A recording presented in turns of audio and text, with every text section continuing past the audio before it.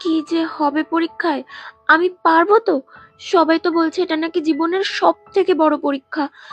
যদি ভালো নম্বর না পাই, না না, আমি পারবো। কৃষ্ণ ঠাকুর, তুমি প্লিজ সবটা সামলে নিও। হাই, কে তুমি?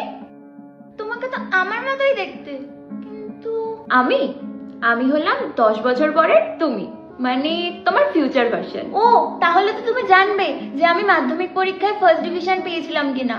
জানো তো, মা বাবা বলেছে আমি ফার্স্ট ডিভিশন না পেলে মা বাবা কারোর কাছে মুখ দেখাতে পারবে না, আর আমি ভালো স্কুলও পাবো না, আর আমার নাচটাও ওরা ছাড়িয়ে দেবে।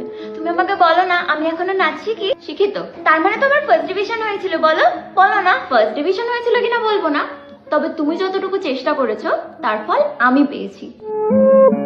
আমি জানি যে কাজটা তোমার করতে ভালো লাগে না সেটাতে তুমি অতটা এফর্ট দাও না, তবে যেটা তোমার ভালো লাগে সেটার জন্য তুমি জান লাগিয়ে দাও। আর তাই জন্যই আজ আমি তোমাকে থ্যাংক ইউ বলতে এলাম।